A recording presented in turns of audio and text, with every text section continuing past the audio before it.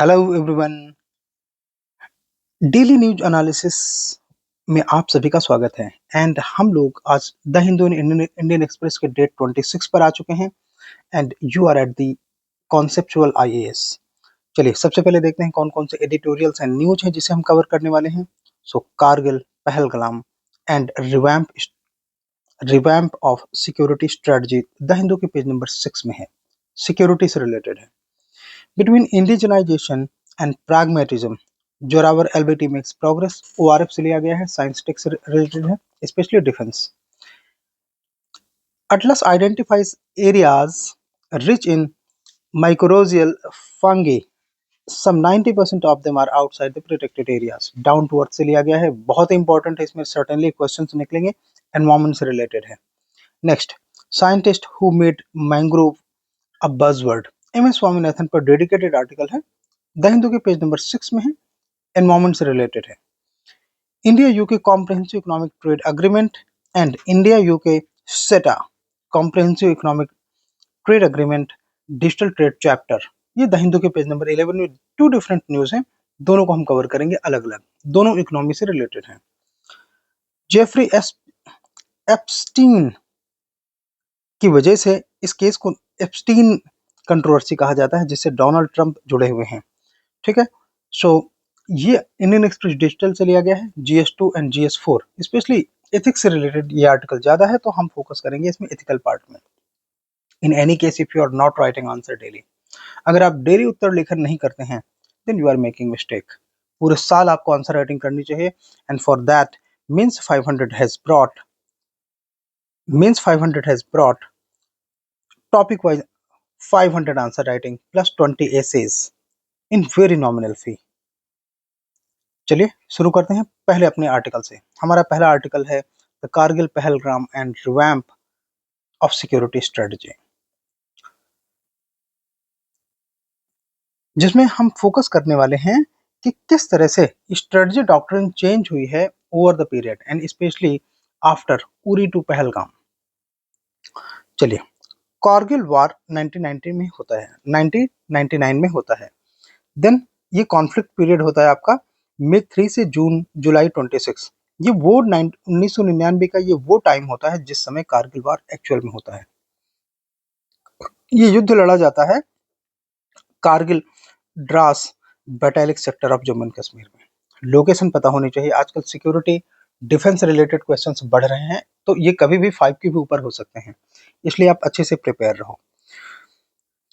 First televised वार ये था India का, एंड इसमें पाकिस्तानी इंट्रूजन डिस्गाइज कर दिया गया था as militants in Indian post.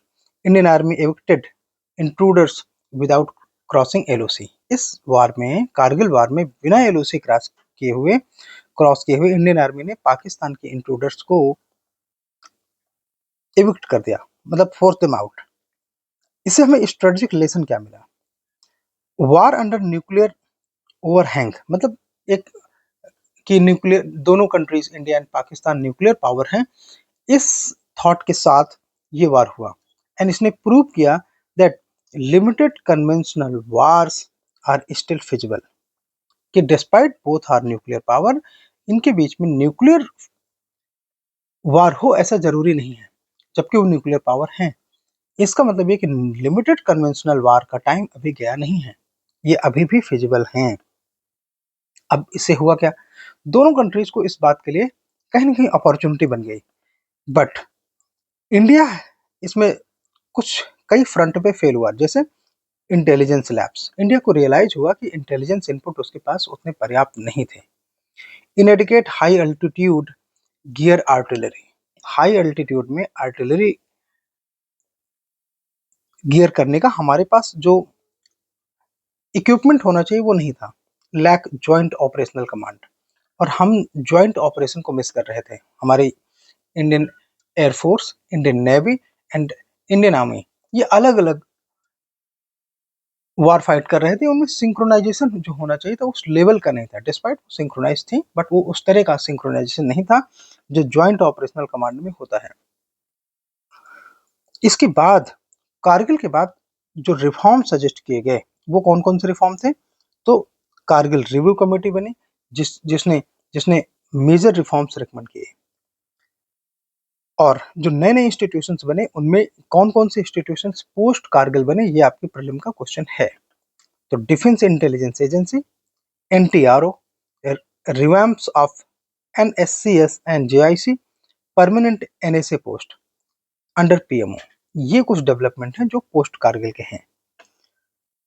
Doctrinal change क्या क्या हुआ?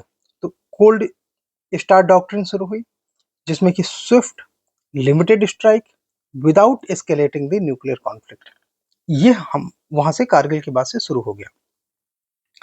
ज्वाइंटनेस पे फोकस किया गया, जिसमें कि 2019 में सीडीएस की पोस्ट डेवलप हुई एंड इंटीग्रेटेड थिएटर कमांड की प्लानिंग इसी के बाद से स्टार्ट हो गई, यानी कि ज्वाइंटनेस पर ज्यादा फोकस किया गया।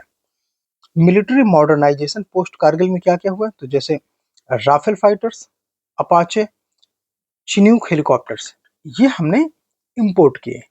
S-400 missile defence system, yes ballistic missile defence system, ये हमने रसिया से इंपोर्ट किया। और फोकस किया गया कि कितना ज्यादा से ज्यादा इंडिजनाइजेशन किया जाए अपने वेपनरीज का, जिसमें ब्रह्मोस जो इंडिया रसिया की ज्वाइंट कोलेबोरेशन से बनती है, इसका इंडिया में प्रोडक्शन हुआ। पिनाका हमारा इंडिजिनस प्रोडक्शन है। धनुष गन ये भी हमारा इंडिजिनस प्रोडक्शन है। एम्फोसिस मेक इन इंडिया पर किया गया, सेल्फ रिलायंस पर किया गया, बिकॉज इंडिया टू फ्रंट वार बिना सेल्फ सफिशिएंसी या इंडिजनाइजेशन के नहीं लड़ सकता। लॉन्ग बैटल अगेंस्ट टेररिज्म ये इंडिया की हिस्ट्री रही है। खासतौर से अगर हम 2016 के पहले का अप्रोच देखें कि इंडिया का अप्रोच कैसा था टेररिज्म के अगेंस्ट में, अभी पता चलेगा। जैसे 1999 में IC 814 हाईजैकिंग हुई, ठीक, जिसमें ये मौलाना मसूद अजहर और ये सबको छोड़ा गया था उस समय, ये सब उस समय यंग थे, तो इस समय टेररिस्ट रिलीज कर दिया गया था, ये हमारा अप्रोच था। पार्लियामेंट अटैक हुआ इंडिया में 2001 में, कोई एक्शन नहीं लिया गया। इसके इसके बाद कोई एक्शन नहीं लिया गया, उस समय ऑपरेशन पराक्रम जरूर चलाया गया, लेकिन फिर उसके बाद कोई एक्शन नहीं लिया गया। पार्लियामेंट अटैक के बाद ऑपरेशन पराक्रम चला, फिर उसके बाद कोई एक्शन नहीं लिया गया। मुंबई अटैक 26/11 हुआ 2008 में, कोई मिलिट्री रिस्पॉन्स नहीं किया गया, ठीक है। ये हमारा 2016 के पहले का अप्रोच है। फिर 2016 में होता है उरी, और उरी के बाद भारत ने सर्जिकल स्ट्राइक किया। तो ये क्या शो करता है? शिफ्ट अंडर करंट गवर्नमेंट, ये एक शिफ्ट था कि सर्जिकल स्ट्राइक किया गया पोस्ट उरी। फिर होता है पुलवामा 2019, इसके बाद बालाकोट स्ट्राइक की गई। ये फर्स्ट टाइम है कि इंडियन एयरफोर्स ने एलओसी क्रॉस किया। इंडियन एयरफोर्स ने एलओसी पहली बार कब क्रॉस किया? During Balakot strike.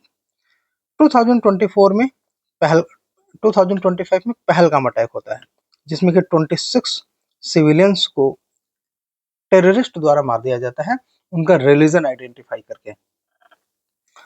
एंड इसके रिस्पॉन्स में government of India and Indian army ने ऑपरेशन सिंदूर चलाया। कब? तारीख याद रखो, 7 से 10 मई के बीच में 2025 में ऑपरेशन सिंदूर कंडक्ट किया गया।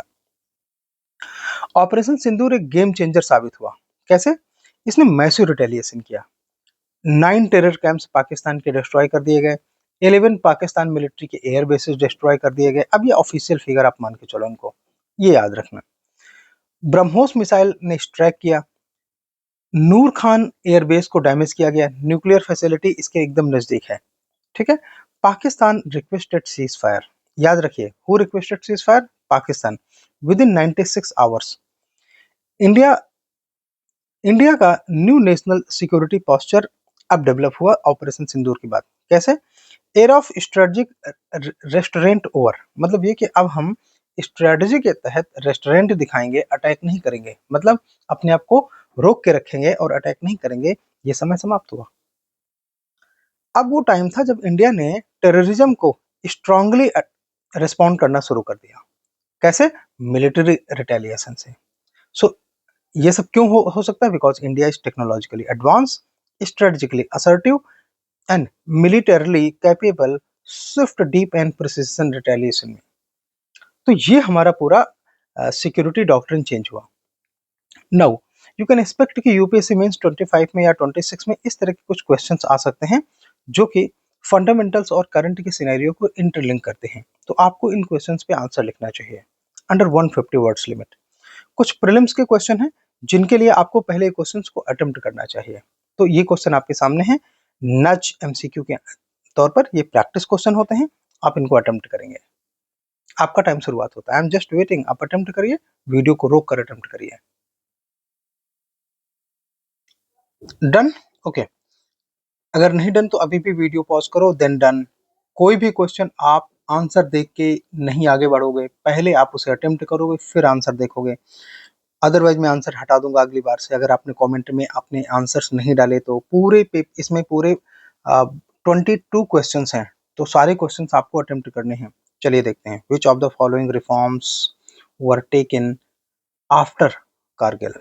Creation of defence intelligence agency, yes. Appointment of permanent NSA, national security adviser, yes. Establishment of NDRF, no.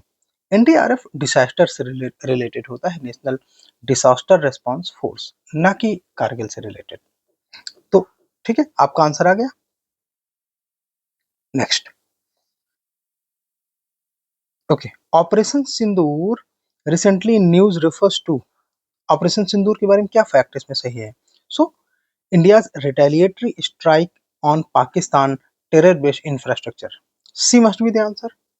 चलिए, नेक्स्ट आर्टिकल हमारा लिया गया है ऑब्जर्वर रिसर्च फाउंडेशन से।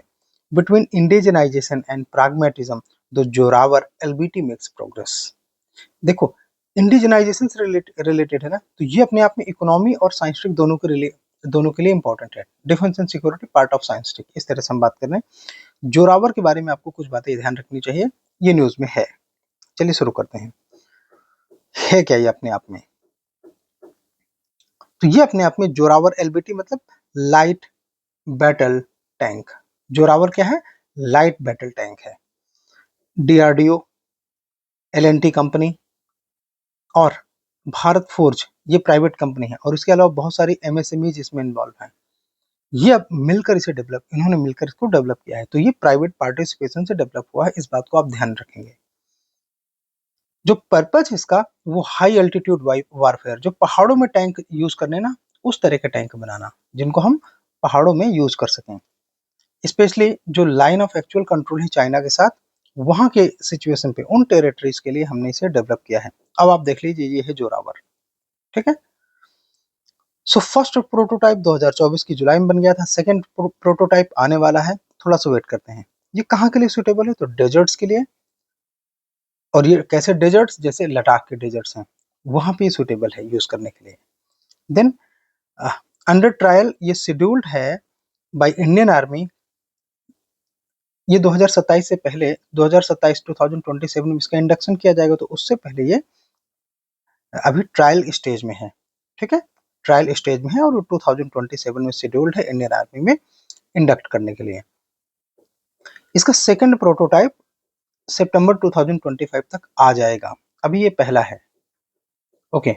इसमें 3 पर्सन इसको ऑपरेट करते हैं, एंड हॉर्स पावर आप देख सकते हैं, जो कि इंपॉर्टेंट नहीं है।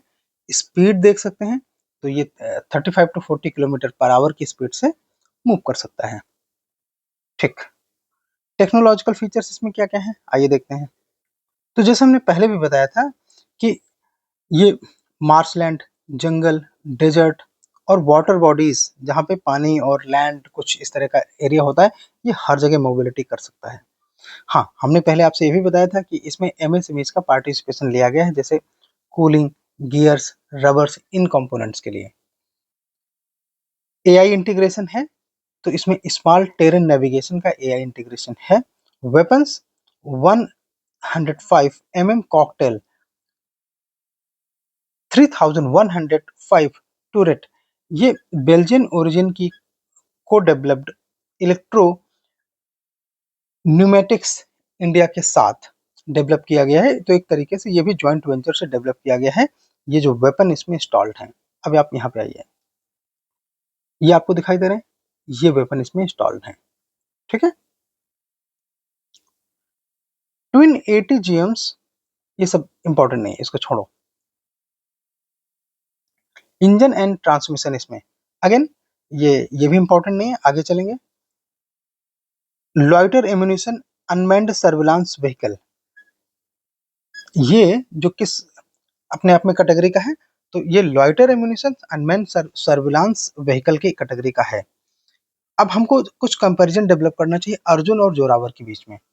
देखो, अर्जुन और जोरावर में जो मेन कंपैरिजन है वो हमको इस बात पे ध्यान रखना है कि अर्जुन हमारा मेन, यहाँ पे देखो ये है अर्जुन और ये बड़ा है जोरावर से, ये हमारा मेन बैटल टैंक है, ठीक।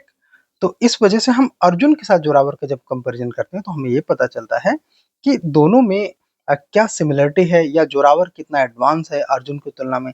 बिकॉज अर्जुन हमारा मेन, अर्जुन एमबीटी मतलब मेन बैटल टैंक है हमारा अर्जुन, ठीक है। एंड ये हैविली इंडिजिनाइज्ड है, मतलब इसमें इंपोर्टेड कंटेंट बहुत कम है, जबकि जोरावर में पार्सली लोकलाइज्ड है और पार्सली इंपोर्टेड है। तो ये प्राग्मेटिकली इंपोर्ट इसमें लिया गया है, जैसे आपको पता है कि बेल्जियन आर्टिलरी का यूज किया गया है इसमें।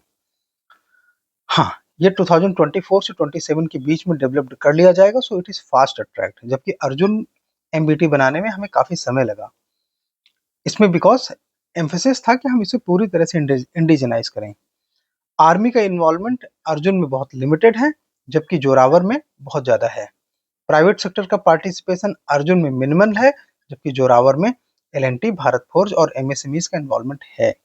इशूज क्या क्या हैं, तो अर्जुन के साथ इशूज हैं इंजन में, बीएमएस में, वेट एंड चेंजिंग क्यूआरस में, जबकि मॉड्यूलर डिजाइन है जोरावर का एंड ये लाइटर और स्केलेबल है। इसमें 2 प्रोटोटाइप्स हैं और इसमें कोई प्रोटोटाइप नहीं है अभी। चलिए, चैलेंजेस क्या क्या है। टेक्नोलॉजी ट्रांसफर का चैलेंज है,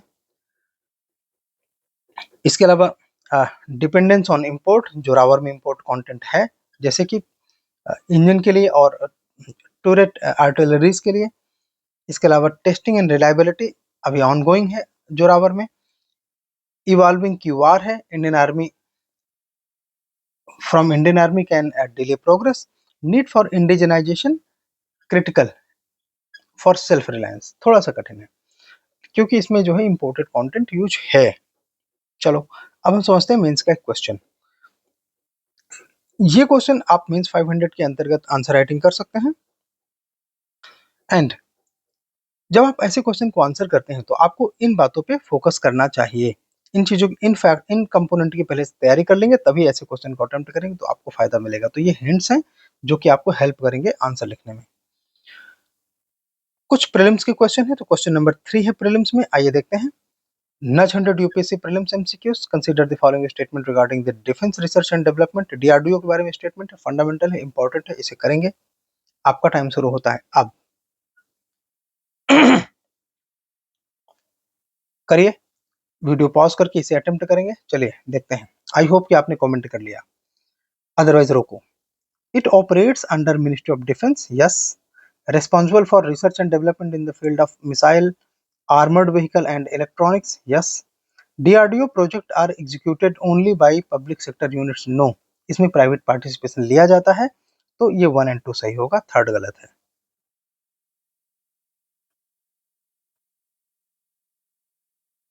क्वेश्चन नंबर 4,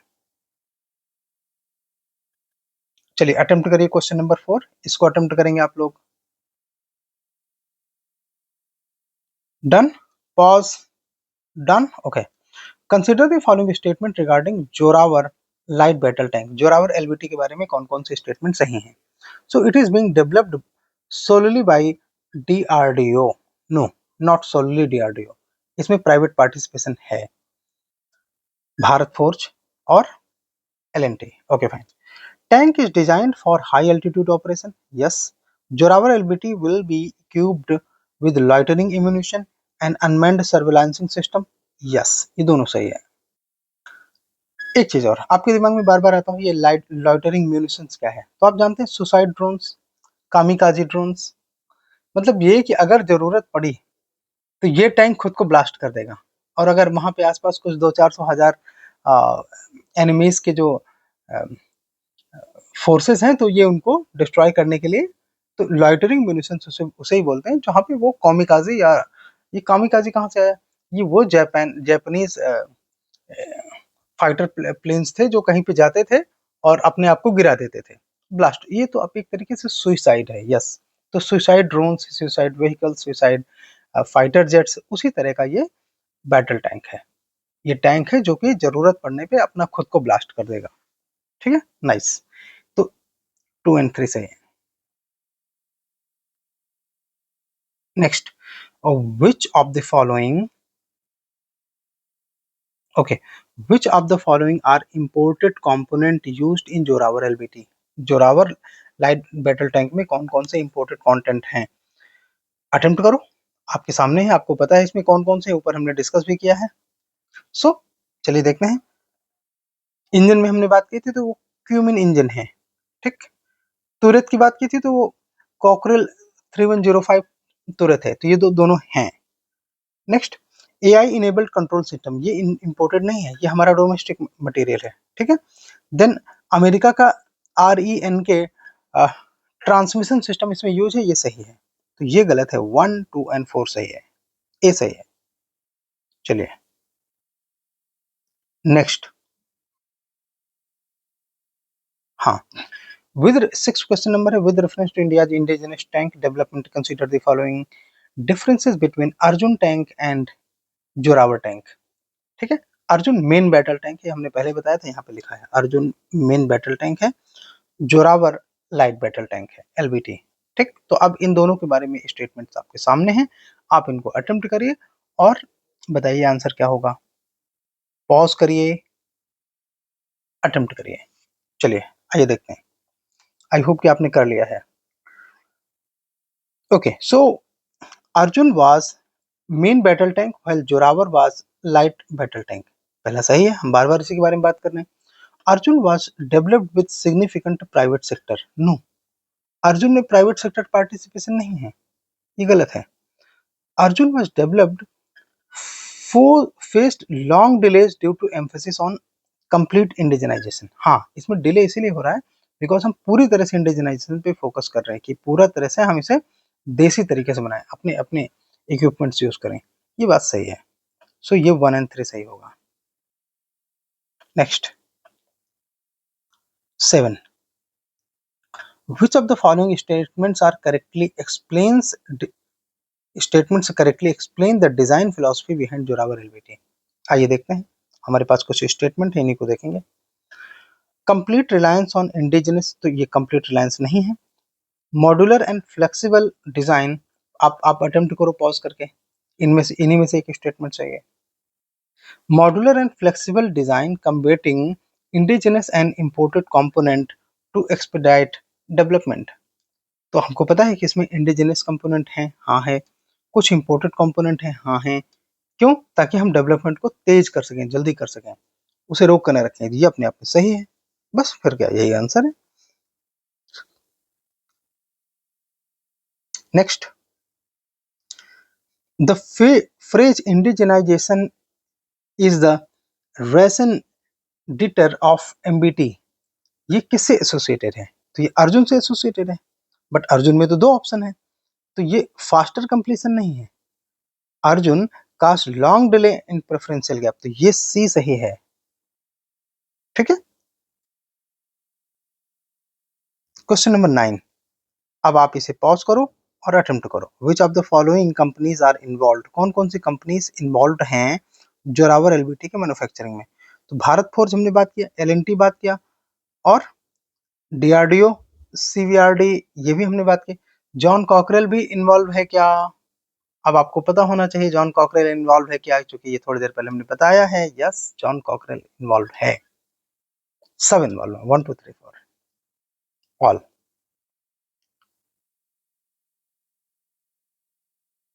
चलिए नेक्स्ट आर्टिकल हमारा एनवायरमेंट इकोलॉजी से रिलेटेड है। एटलस ने आइडेंटिफाई किया कि rich mycorrhizal fungi some 90% of them are outside protected areas, यानी कि फंगी, जो रिच फंगी हैं उनमें 90% से ज्यादा प्रोटेक्टेड फॉरेस्ट में नहीं है। इसका मतलब उनकी प्रोटेक्शन की रिस्पॉन्सिबिलिटी कॉमन मैन की है। ठीक है, तो फोकस करेंगे बिकॉज उनका रोल होता है सॉइल क्वालिटी को इम्प्रूव करने में एंड कार्बन सिक्वेस्टर के तौर पर कार्बन सिक्वेंसिंग करना, एटमॉस्फेरिक कार्बन को रिड्यूस करना बोलते हैं इसे। चलो माइक्रोरेजियल फंगी अपने आप में इकोसिस्टम इंजीनियर्स होते हैं। क्यों? बिकॉज ये इकोसिस्टम को रिपेयर करते रहते हैं हर समय। तो पहले हम बात करते हैं सिम्बायोटिक फंगी की। Symbiotic fungi is associated with plant species over 80%। Prelims के लिए काम का फैक्ट है। Helps in nutrient cycling, yes. For example phosphorus cycle में इन्वॉल्व है, कार्बन सिक्वेस्ट्रेशन करता है, नाइट्रोजन साइकिल में भी इन्वॉल्व है, याद रखना, बिकॉज ये नाइट्रोजन फिक्सेशन करता है लिग्यूम्स में। And around 30 billion ton of carbon fixation ये पर ईयर करता है। Around 30% of soil microbial biomass का पार्ट है, यानी कि सॉइल माइक्रोबियल बायोमास में 30% माइक्रोरेजियल फंगी है। ये बहुत इंपॉर्टेंट रोल प्ले करता है प्लांट हेल्थ में, सॉइल स्ट्रक्चर में, इकोसिस्टम रेजिलियंस में। ठीक। तो society for protection of underground network SPUN, इसने ये एटलस तैयार किया है जिसमें हम माइक्रोरेजियल फंगी की बात करते हैं। तो इसने 25,000 सॉइल सैंपल्स लिए, जिसमें कि 2.8 billion DNA sequencing with 2.8 billion DNA sequences हैं जिनको कि ये मैप कर रहा है। चलिए, इसमें दो तरह की फंगी हैं।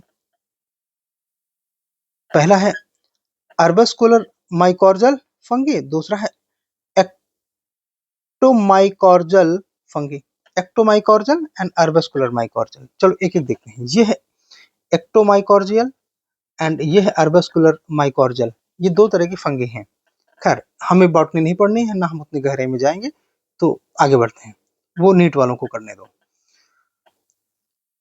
इस अटलस ने रिवील किया है ओवर 90% जो फंगल हॉट स्पॉट हैं वो प्रोटेक्टेड एरिया के बाहर हैं। इसीलिए इसमें जो प्रोटेक्शन की रिस्पॉन्सिबिलिटी है वो कॉमन मैन, फार्मर्स, इन सब की ज़्यादा है। मेजर हॉट स्पॉट कौन से हैं इन फंगी की? तो ये हैं Brazilian Cerrado, south east Asia, Guinea forest. जबकि एक्टोमाइकोर्जल फंगी के Siberia, Canada, western US and Europe, ये दो तरह से हैं। यानी कि इसके जो हैं, जो हॉट स्पॉट हैं वो कोल्ड प्लेसेस हैं, इसके hot spot relatively warm places हैं। ये प्रीलिम के लिए इंपॉर्टेंट क्वेश्चन है। ठीक है, ये प्रीलिम के लिए इंपॉर्टेंट क्वेश्चन है। अब हम वर्ल्ड के हॉट स्पॉट देख लेते हैं, जहां जहां पे मेजर हॉट स्पॉट पाए जाते हैं, बायोडाइवर्सिटी हॉट स्पॉट। तो इसमें इंडिया में कौन कौन से हैं? तो ये आपको पता है कि वेस्टर्न घाट टू श्रीलंका, इसके अलावा सुंडालैंड अंडमान निकोबार के एरिया इसमें पड़ता है, देन ईस्टर्न हिमालय और इंडो बर्मा का एरिया है वो भी अपने आप में यहाँ पर। तो इस तरह से मेनली कह सकते हैं कि चार मेजर बायोडाइवर्सिटी हॉटस्पॉट हैं जो इंडिया को टच करते हैं। पॉलिसी में गैप कहाँ है, कहाँ हम मिस कर रहे हैं अपनी पॉलिसी में? तो फंगी के बारे में पॉलिसी में मिसिंग है। जैसे हम क्लाइमेट मिटिगेशन की पॉलिसी बनाते हैं, बायोडाइवर्सिटी कंजर्वेशन की पॉलिसी बनाते हैं, लैंड रिस्टोरेशन की पॉलिसी एजेंडा बनाते हैं, इनमें हम फंगी पे बात नहीं करते। बिना फंगी के टारगेट के हम ये सब कैसे करेंगे? तो इसलिए फंगी की प्लानिंग जरूरी है। इसके अलावा lack of monitoring protocol, data, national level strategies, इन चीज़ों की कमी है जिसकी वजह से फंगी हमारे यहाँ टारगेट में नहीं है, जिसकी वजह से हम फंगी के बारे में कोई भी डेवलपमेंट या किसी तरह का प्रोटेक्शन मेजर ले सकें। ठीक है, नेक्स्ट आइए चलते हैं। फूड एंड एग्रीकल्चर ऑर्गेनाइजेशन के कुछ इंटरवेंशन है जो कि हमको याद रखने चाहिए फंगी से रिलेटेड। तो ये ग्लोबल सॉइल बायोडाइवर्सिटी ऑब्जर्वेटरी, ये सीबीडी की कॉप 15 में डिस्कस किया गया था। जो कॉन्फ्रेंस ऑफ बायोलॉजिकल डाइवर्सिटी है उसमें GLO BSOB, global soil biodiversity observatory, ये लॉन्च किया गया था। क्यों? To monitor protect soil biodiversity at global scale. It aims to provide data, information to guide evidence-based decision making regarding soil biodiversity and its impact on agriculture ecosystem and that affect human activities. इसलिए FAO ने global soil biodiversity observatory CBD COP 15 में launch किया था।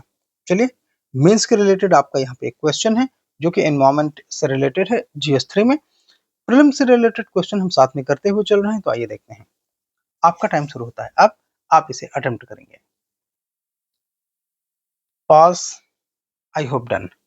With reference to mycor- mycorrhizal fungi, consider the following statement. They form symbiotic relationship with less than half of known plant species. Not less than half. This is over 90%. ठीक है? They help in uptake of phosphorus and sequester carbon dioxide from rhizosphere. तो ये सही है, हमने दोनों के बारे में देखा था। कार्बन सिक्वेस्ट्रेशन करता है, फॉस्फोरस रिसाइकल में हेल्प करता है, and over 90% of their biodiversity hotspot fall within globally protected areas. No, no, outside the globally protected areas 90% outside है, तो ये केवल सेकंड स्टेटमेंट सही होगा। ओके, पीवाईक्यू एक देख लेते हैं। यूपीएससी 2014 में आया था, which of the following adds carbon dioxide to the carbon cycle on the planet earth. PYQ को देखने इससे हमें पता चलता है कि नेक्स्ट टाइम में जो क्वेश्चंस हैं वो किस दिशा में मूव कर रहे हैं, कैसे क्वेश्चन है। क्वेश्चन नंबर 11 है, आप यहाँ पे अटेम्प्ट करो। Which of the following adds carbon dioxide to the carbon cycle on the planet earth. ठीक, चलिए आपके पास ये चार ऑप्शन है। वोल्केनिक एक्शन है, respiration, photosynthesis, decay of organic matter. Okay, I think done. तो रेस्पिरेशन से कार्बन डाइऑक्साइड ऐड होता है, सही है। फोटोसिंथेसिस से नहीं, फोटोसिंथेसिस तो उसको ब्रेक करता है, तो ये नहीं होगा। ठीक है, photosynthesis is not the answer. Organic decay matter, yes, इसमें होता है।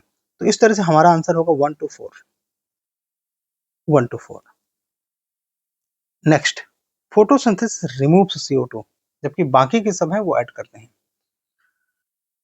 The scientist who made mangroves a buzzword. कौन सा वैज्ञानिक है जिसने मैंग्रोव्स को एक बज़वर्ड बनाया, मतलब डिबेट में लेके आए, उसकी सिग्निफिकेंस को डिस्कस किया। आइए देखते हैं। ये आर्टिकल पूरी तरह से डेडिकेटेड है एमएस स्वामीनाथन के बारे में। तो हम बात करेंगे एमएस स्वामीनाथन के कंट्रीब्यूशन एंड स्पेशली मैंग्रोव्स के फील्ड में जो कंट्रीब्यूशन है उसको। चलिए, तो ecological and economic importance of mangroves. Mangroves की इंपॉर्टेंस क्या है इकोलॉजी में? ये कार्बन सिंक का काम करते हैं, अपने आप में climate adoption and carbon sequestration का काम करते हैं, ये ऑफर करते हैं coastal protection from cyclone, storm surge and tsunamis, support करते हैं फिशरी को, बायोडाइवर्सिटी एंड लाइवलीहुड। ये क्रूशियल है डिजास्टर रिस्क रिडक्शन में। नेक्स्ट, एम एस स्वामीनाथन का क्या कंट्रीब्यूशन है? सो उन्होंने 1989 के टोक्यो कॉन्फ्रेंस के बाद इसमें बहुत सारे चैप्टर्स ऐड किए, जैसे ही हाईलाइटेड कि मैंग्रोव्स का एक रोल होता है combating sea level rise and salinisation में। पहले तो ये भी नहीं पता था। इसके अलावा साइक्लोन को प्रिवेंट करने में he proposed the use of mangrove genes for developing salinity tolerant crops। salinity tolerant crops develop करने के लिए मैंग्रोव जीन्स का यूज किया जा सकता है। ही गॉट ग्लोबल रिकॉग्निशन, कैसे? Founded international society for mangrove ecosystem, ICME को फाउंड करके 1919 में, कहाँ पे? ओकिनावा में इन्होंने international society for mangrove ecosystem develop किया। ही को क्रिएटेड चार्टर फॉर मैंगोस, कहाँ पर? यूएन अर्थ समिट 1992 में। एंड जो ISME है उसके आउटपुट क्या है? तो world mangrove atlas, mangrove registration manual, workshops and training, ये सब कुछ कौन करता है? International society for mangrove ecosystem, ISME। Scientific infra क्या है? तो ही डेवलप्ड GLOMIS यानी कि global mangrove database info system, network for mangrove genetic resource center across 9 countries, focused on genetic conservation, knowledge and sharing। इसके अलावा हम कुछ impact देखते हैं इंडिया से रिलेटेड, जैसे historical background, mangrove mismanagement from colonial time से चल रहा है 1980s तक।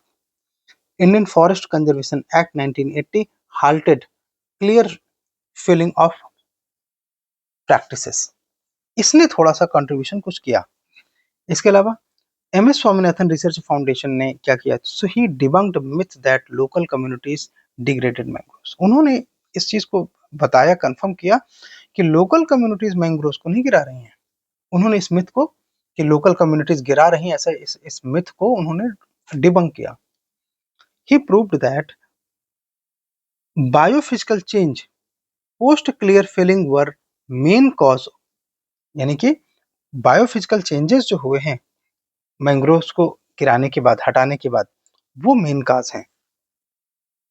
इसके अलावा restoration innovation, so he developed fish bone canal method. ये हाइड्रो इकोलॉजिकल रिस्टोरेशन का एक मेथड है। He led the joint mangrove management programme in 2000, inspired national scale replication with government support.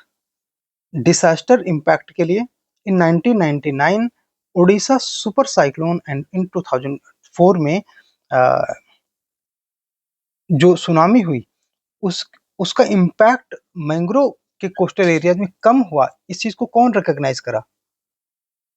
M S Swaminathan ने इस चीज को रिकॉग्नाइज किया। Mangrove ने रिड्यूस किया है loss of life and damage, boosting restoration values. So what are the mangroves? थोड़ा सा फंडामेंटल्स देख लेते हैं। ये मैंग्रोव्स हैं, यहाँ पे आप देख सकते हैं ओशियंस के किनारे किस तरह से आपको दिखाई देते हैं, बल्कि ओशियंस में ही है, हमें ऐसा कहना चाहिए। ये सॉल्ट टॉलरेंट होते हैं, यानी कि हैलोफाइटिक कोस्टल फॉरेस्ट होते हैं। नॉर्मली ट्रॉपिकल एंड सब ट्रॉपिकल इंटरटाइडल जोन में पाए जाते हैं। ये करते हैं जहाँ फ्रेश वाटर मीट करता है सी वाटर से, वहाँ पे ज़्यादा डेवलप देखे जाते हैं, जैसे एस्चुरीज में, डेल्टाज में एंड लगून्स में। Then top mangrove areas of India, आप मैप में देखेंगे तो आप देखेंगे कि इंडिया के अप्रोक्सीमेट एंटायर कोस्टल एरिया में मैंग्रोव पाए जाते हैं, एक्सेप्ट बहुत वेरी फ्यू एरियाज हैं जहाँ पे मैंग्रोव नहीं पाए जाते हैं।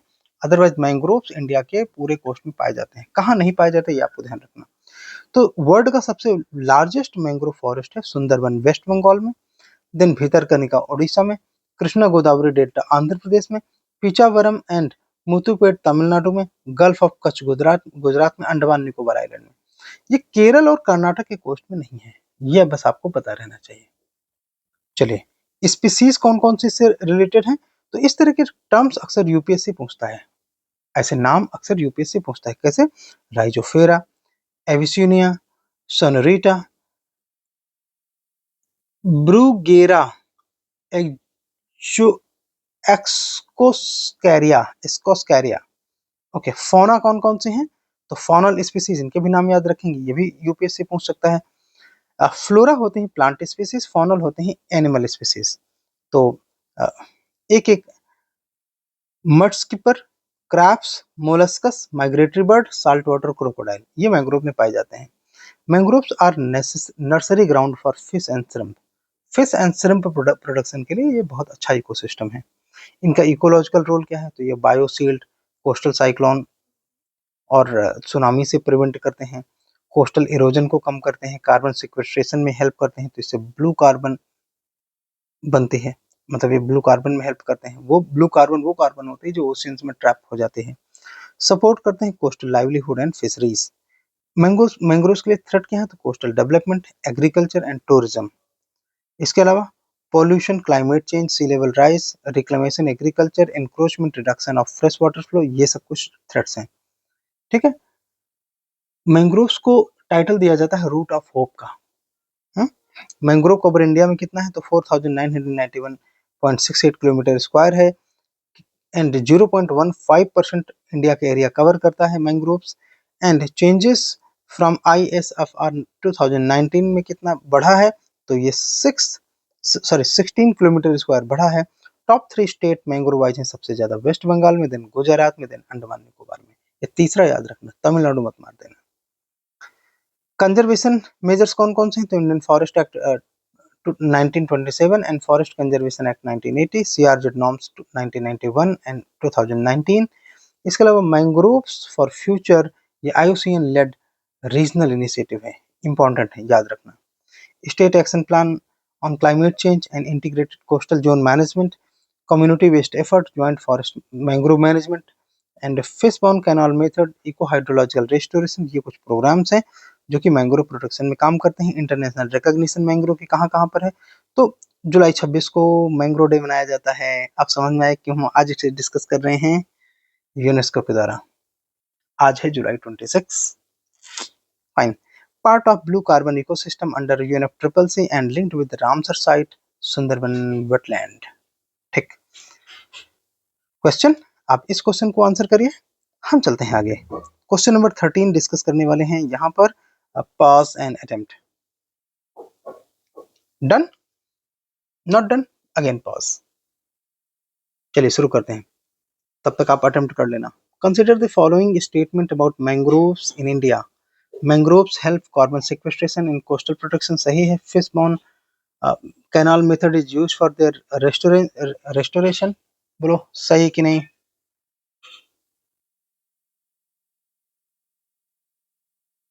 Fish pond canal method is use for the restoration, बोलो सही कि नहीं। आगे, mangrove cover India has remain stagnant since 20, no no no, ये बढ़ा है तो ये इसे हम हटाएंगे, ये सही है।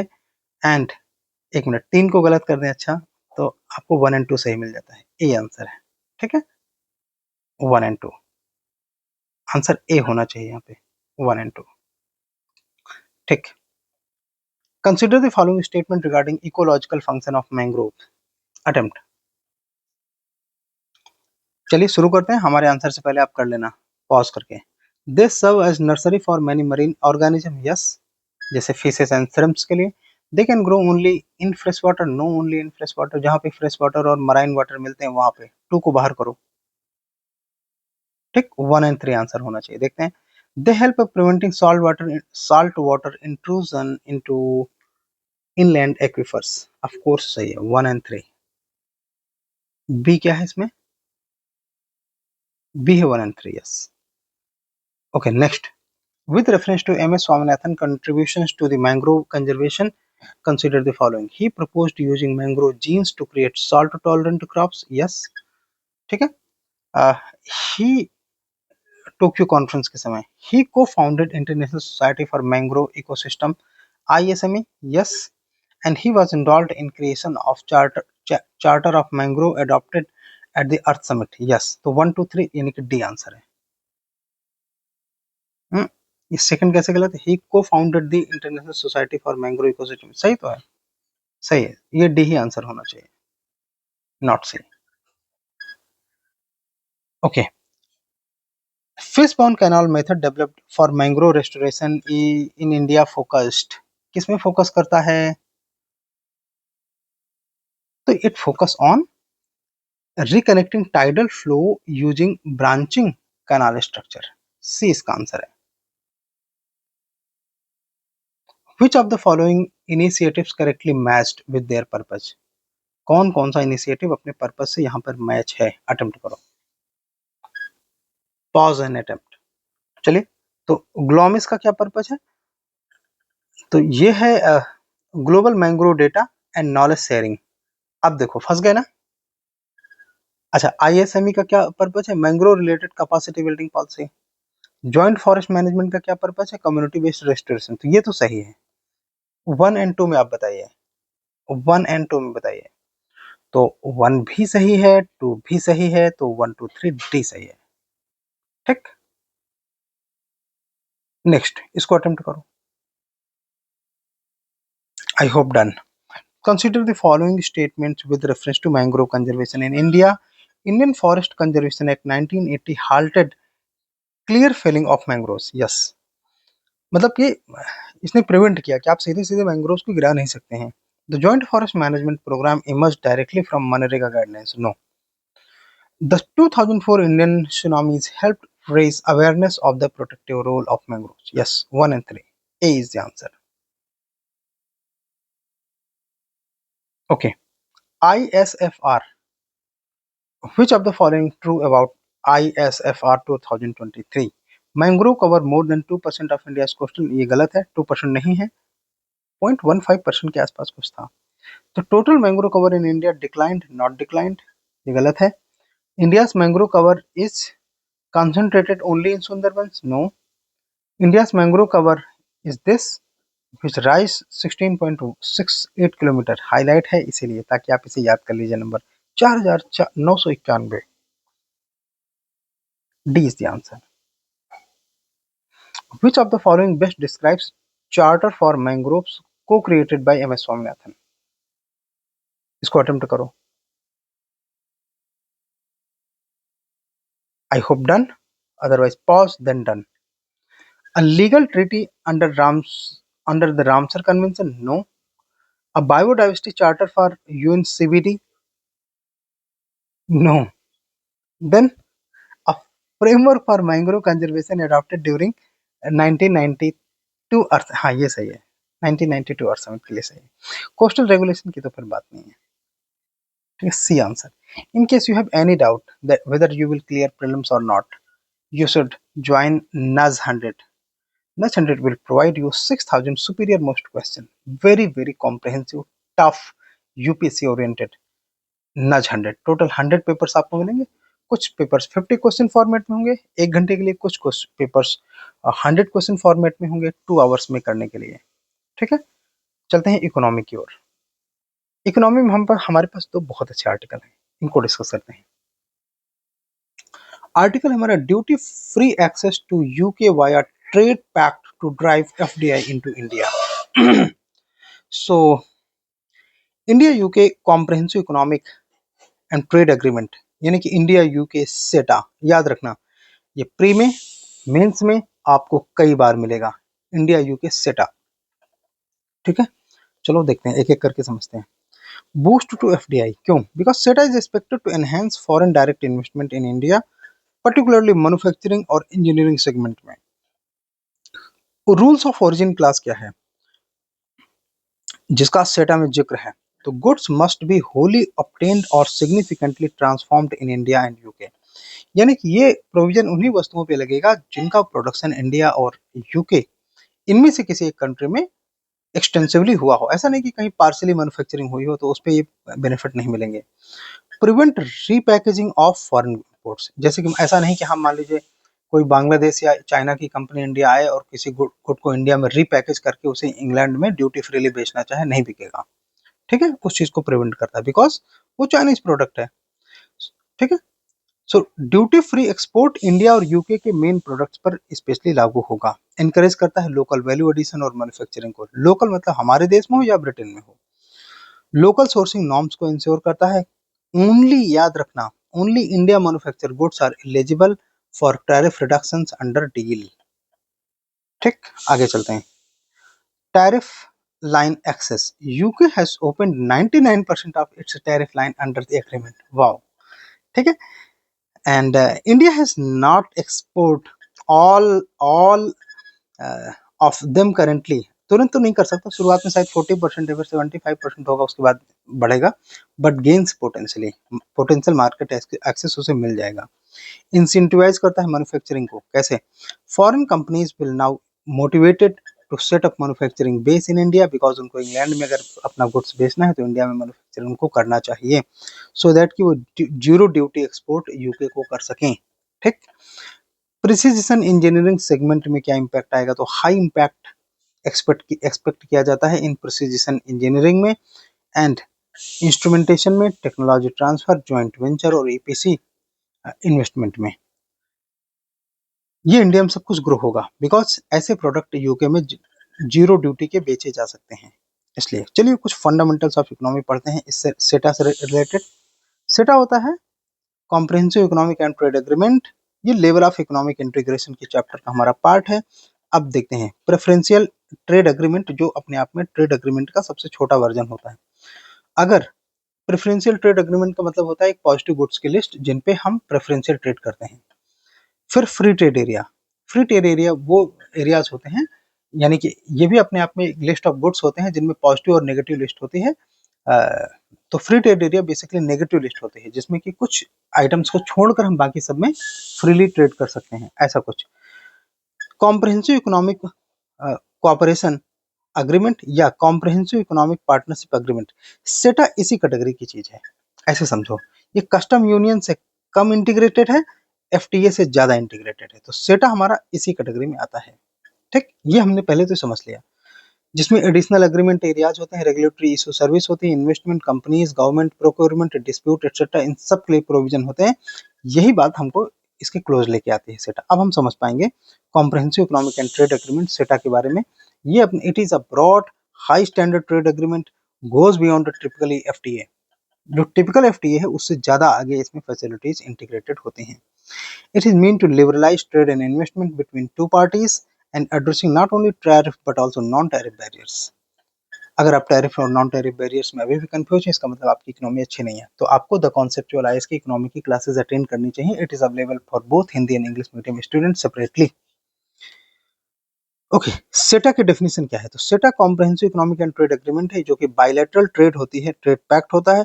और इसमें इतने पॉइंट्स जो लिखे हैं ये प्री के लिए बहुत इंपॉर्टेंट है। जैसे सेटा के अंतर्गत एलिमिनेशन या रिडक्शन ऑफ टैरिफ होता है, liberalisation of services, investment protection, government procurement access, labour mobility, intellectual property right and environmental and labour standards. इसके अलावा एग्जाम्पल, भारत से पहले सेटा का एक और एग्जाम्पल एग्जिस्ट करता है, यूके और ईयू, यूरोपियन यूनियन और कनाडा के बीच में ऐसा एक सेटा एग्रीमेंट है जो कि 98% टैरिफ रिडक्शन पर काम करता है।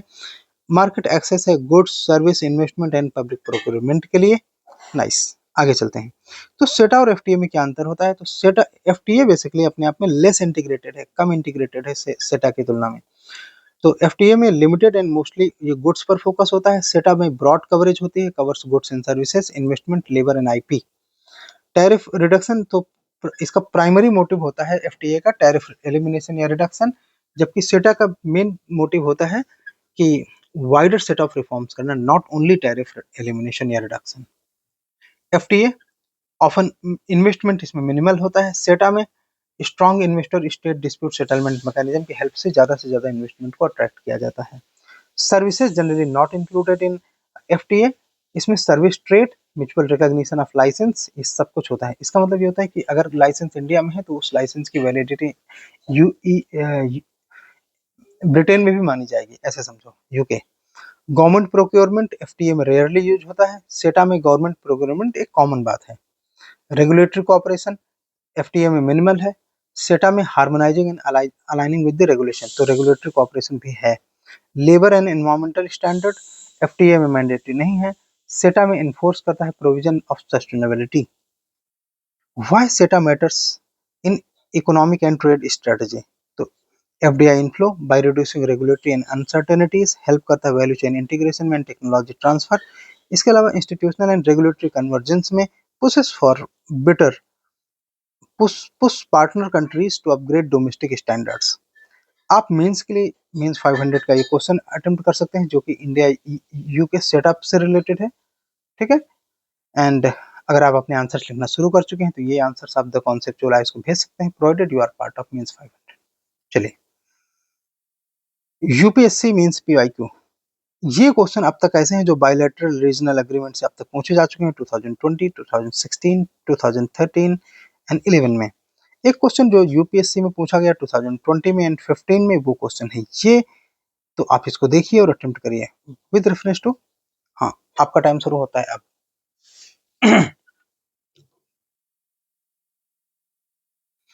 with reference to international trade of India present, with reference to international trade in of India at present, which of the following statements is are correct? आपके सामने स्टेटमेंट्स हैं, आपको बताना है इनमें से कौन कौन से स्टेटमेंट्स करेक्ट हैं। Okay, attempt. India's merchandise export are less than its merchandise import.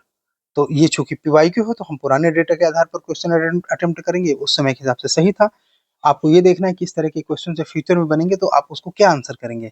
जब ये क्वेश्चन 2 बार पूछा जा चुका है, हालांकि 2020 में से बाद में यूपीएससी ने डिलीट कर दिया था बिकॉज वो ऑप्शन बन नहीं रहे थे, इसलिए 2015 के हिसाब से सही था, 20 के हिसाब से गलत था। बट फिर भी हम क्वेश्चन देख लेते हैं। India's import of iron, steel and chemical fertiliser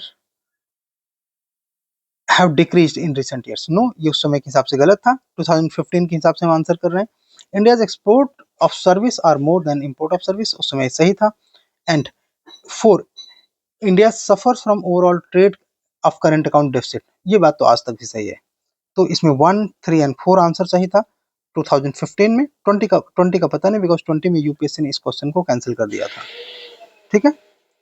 next, in case अगर आप ये देखना चाहते हैं कि मेंस इसमें सेकंड क्वेश्चन कौन सा है, तो ये है, ये भी अपने आप में पीवाईक्यू है। India has signed comprehensive economic partnership agreement with south Korea and Japan, से यस और नो, कमेंट करो, पहले आप कर लो।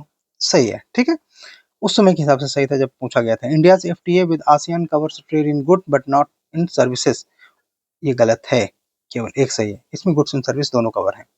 सो इन केस अगर आप प्रीलिम्स में कोई भी डाउट रखते हैं तो ज्वाइन करिए नज 100 topic wise chapter wise most superior test series for UPSC prelims. ठीक है, आइए डिजिटल ट्रेड चैप्टर के बारे में बात करते हैं। तो India UK pact avoid source code mandates. तो इसमें इंडिया यूके के बीच में जो ये अभी हमारा सेटा साइन हुआ है, तो इसमें डिजिटल ट्रेड चैप्टर क्या है आइए देखते हैं। Both countries agreed not to demand access to और transfer of source code of software. इनके दोनों देश एक दूसरे से सॉफ्टवेयर का सोर्स कोड नहीं पूछेंगे। ठीक है, ये एक दूसरे की प्राइवेसी की रिस्पेक्ट है। प्रोवाइड करता है policy assurance for foreign tech firms and wary of IP theft and reverse engineering. तो ये एक दूसरे की पॉलिसी एश्योर करती है कि जो फॉरेन टेक फर्म्स होंगे वो एक दूसरे की आईपी चोरी नहीं करेंगे और रिवर्स इंजीनियरिंग नहीं करेंगे। इसके अलावा प्रो इनोवेशन अप्रोच एंडोर्स करता है कि सॉफ्टवेयर फ्रीडम ऑफ लॉ होना चाहिए। एंडोर्स करता है software freedom law centre as business friendly. Indicate करता है shift away from heavy handed digital regulation. मतलब ये कि हम एक दूसरे कंट्रीज पे बहुत ज्यादा टाइट नॉर्म्स नहीं अप्लाई करेंगे डिजिटल फील्ड में। ओपन गवर्नमेंट डेटा नहीं होगा। Provide allow mutual access to non sensitive and public government data. Open data नहीं है, ध्यान रखना। Non sorry sensitive public data के केस में दोनों कंट्री एक दूसरे से रेस्टोरेंट दिखा सकती हैं। जो नॉन सेंसिटिव डेटा होगा वो एक्सचेंज किया जा सकता है गवर्नमेंट्स के द्वारा। इनेबल करता है data driven innovation research and transparency. Fine. Electronic transaction and consumer protection पे ध्यान दिया गया है, जैसे validity of E contract, electronic authentication, online consumer protection. ये सारी चीजें इंडिया और यूके दोनों के कंज्यूमर एक दूसरे के साथ शेयर कर सकते हैं। Anti spam measure and open internet access, ये तो ईजी है। No commitment on data localisation. दोनों देश किसी तरह के डेटा लोकलाइजेशन के लिए कोई कमिटमेंट नहीं करते हैं। आरबीआई का sectoral regulation can still have mandate data storage with in India, specially finance and banking. ये हो सकता है। थोड़ी फ्लेक्सिबिलिटी है रेगुलेटरी, जहाँ पे फाइनेंशियल मैटर्स में जो सेंट्रल बैंक होते हैं वो अपना अपना डेटा लोकलाइज करेंगे। इंडिया ने अग्री नहीं किया है फ्री फ्लो ऑफ डेटा। हमने पहले बताया ओपन डेटा पॉलिसी नहीं साइन है। फ्री फ्लो ऑफ डेटा नहीं है, ध्यान रखना। यही तुम्हारे प्री में आएगा, क्वेश्चन आएगा तो। Domestic reflection align with India's ongoing reforms. Department of telecom moving away from mandatory source code disclosure in government procurements. तो अब हम सोर्स कोड डिस्क्लोजर का जो नॉर्म्स है डिपार्टमेंट ऑफ टेलीकॉम उसके लिए जिद नहीं करेगी, इसका ये मतलब है। ये इंडिया यूके सेटा से रिलेटेड है डिजिटल चैप्टर पर। ये आप मेंस का क्वेश्चन अटेम्प्ट कर सकते हैं। एंड इन केस ये प्रीलिम का क्वेश्चन नंबर 23 है। आज तो कुछ ज्यादा ही क्वेश्चन है, अटेम्प्ट करो। डन, चलिए देखते हैं। With reference to digital trade chapter of India UK SETA, consider the following statements. Both the parties agreed to allow mutual access to each other's software source code. No, they do not agree. पहला गलत है, तो ए, सी और D बाहर हो गए। 2 and 3 सही है, बी आंसर होना चाहिए। बाकी हम चेक कर लेते हैं। Agreement does not bind India to allow free flow cross border data, सही है। The agreement commit to online consumer protection and anti spam measure, ये भी सही है। Next, in case you want to join sociology in English and Hindi medium, you can join the conceptual IS. Sociology is the best optional because it is producing lots of toppers. एक last हमारे पास article है, ये है social justice and ethics से related, Jeffrey Epstein case से related है। आइए इसी को देखते हैं। इसमें कैसे डोनाल्ड ट्रंप आ गए हैं, इसमें क्या क्या एथिकल पॉइंट्स हैं, इनको हम देखेंगे। Lesson for populist strong man. जो पॉपुलिस्ट स्ट्रांग मैन टाइप के पॉलिटिशियंस होते हैं उनसे रिलेटेड है। ये यूपीएससी के लिंकेजेस हैं, इनके आधार पर हम इस आर्टिकल को कवर करने वाले हैं। तो जैसे कि rise of populism despite scandals and violations, world leadership में पॉपुलिज्म ग्रो हुआ है। एपिस्टीन कॉन्स्पिरेसी, इसकी यूनिकनेस क्या है, तो ये स्ट्राइक करता है कोर ट्रंप की क्रेडिबिलिटी पे, बिकॉज ये रियल पब्लिक डिस्ट्रस्ट पैदा करेगा इलिट्स पर, आम आदमी का। तो ये ट्रंप के लिए हार्मफुल होने वाला है। वेपनाइजेशन ऑफ कॉन्स्पिरेसी, ट्रंप ने इस कॉन्स्पिरेसी को, एपिस्टीन कॉन्स्पिरेसी को दूसरे नेताओं के खिलाफ यूज किया था उनको डिमीन करने के लिए। अब उन्हीं का नाम आ गया है, तो ये कहीं ना कहीं उनको चुनौती भरा है। डेमोक्रेटिक डिसइल्यूजनमेंट, इसके बाद वोटर्स में एक थ्रेशोल्ड क्रॉस हो गया, जिसकी वजह से जो लॉयल सपोर्टर बेस है ट्रंप का, वो भी इस खिसक रहा है। ग्लोबल इसकी एनालॉजी क्या है, तो इसमें वोटर बिहेवियर के बारे में थोड़ी सी बात की गई है, जिसमें कि ऑफन डिफाई करते हैं रैशनल एक्सपेक्टेशंस को। जो जो भी डेमोक्रेसीज के जो भी वोटर्स हैं, तो रैशनल एक्सपेक्टेशंस को जो डिफाई करते हैं, अब उनका भी थ्रेशोल्ड चूंकि पार हो जाएगा, तो यस वो बैकलैश कर सकते हैं इन फ्यूचर में जब वो ट्रस्ट ब्रेक होता है। Warning to global populist leaders, उनके लिए क्या वार्निंग है कि वो अनचेक्ड पॉपुलिज्म से बचें, अदरवाइज पब्लिक जो पब्लिक स्क्रूटिनी है वो उनसे अकाउंटेबिलिटी के लिए इंप्लूड कर सकती है। ये हैं जेफरी एपस्टीन और इनके ऊपर बहुत सारे आरोप हैं, जैसे कि इन्हीं के नाम पे है एपस्टीन कॉन्स्पिरेसी। तो कौन था जेफरी एपस्टीन? ये एक अमेरिकन फाइनेंसर था जो कन्विक्टेड है सेक्स ऑफेंस के मामले में, and he is accused of running vast child sex rackets, child sex trafficking rings involving under age girls, and has connection with powerful elites जैसे Donald Trump, Bill Clinton, Prince Andrew and Bill Gates. ऐसे लोगों से इसके contact हैं। इसकी death हो चुकी है 2019 में, और माना जाता है कि सुसाइड से इसकी डेथ हुई है। एंड इसके ऊपर कोर एलिगेशन क्या थे, तो ग्लोबल एलिट नेटवर्क चला रहा था जिसमें चाइल्ड ट्रैफिकिंग और सेक्सुअल अब्यूज था। इसके अलावा एलिट्स ने इसको शील्ड प्रोवाइड करी थी मीडिया और गवर्नमेंट से और अमेरिकन इंस्टीट्यूशन से। एपस्टीन फाइल्स, ये अपने आप में वो डॉक्यूमेंट है जो कभी रिलीज नहीं हुआ है, नेवर रिलीज्ड, जिसमें इस इन्फ्लुएंसर लोगों के नाम हैं, उनके बारे में डेटा है कि कौन कौन जेफरी एपस्टीन से रिलेटेड था। ठीक है, और ऐसे अटेम्प्ट किए जा रहे हैं, उसको साइलेंस करने के अटेम्प्ट के आरोप लगे हैं इसे, और जो उसकी डेथ हुई है तो उसमें मीडिया का कहना है कि उसको साइलेंस करने के प्रयास में उसको मारा गया है एलिट्स के द्वारा। व्हाइट मैटर्स बिकॉज ये पब्लिक ट्रस्ट को क्वेश्चन करता है, कॉन्स्पिरेसी कल्चर को रैशनलाइज करता है, and post truth policy. Post truth का मतलब ये होता है कि सत्य से बहुत दूर, तो जैसे डोनाल्ड ट्रंप ने इसको यूज किया था जबकि वो खुद ही इसका पार्ट थे। तो ये अपने आप में कहीं ना कहीं अकाउंटेबिलिटी का क्वेश्चन क्रिएट करता है। ये प्रॉमिस करता है release of files, Donald Trump ने भी प्रॉमिस किया है इस बारे में। डोनाल्ड ट्रंप ने प्रॉमिस किया है कि वो इस फाइल को रिलीज करेंगे, लेकिन अभी तक वो फेल रहे हैं, causing backlash on his own supporters. उनके सपोर्टर्स ही इस चीज में उनका विरोध कर रहे हैं। अगर आप इस पे क्वेश्चन आंसर लिखना चाहते हैं तो आप मेंस का ये क्वेश्चन अटेम्प्ट कर सकते हैं। डेमोक्रेसी में अकाउंटेबिलिटी को लेकर है GS4, एंड इसमें कैसे पॉपुलिस्ट लीडरशिप को ये वल्नरेबल बनाता है इस तरह का स्कैंडल। अप्रोच रखने के लिए यहाँ पे आप इस अप्रोच का पालन कर सकते हैं। सो आज के सेशन में बस इतना ही। अगर आप इकोनॉमी या मीन्स 500 का कोई भी सेशन ज्वाइन करना चाहते हैं तो आप इन नंबर्स पे कांटेक्ट कर सकते हैं। Thank you so much.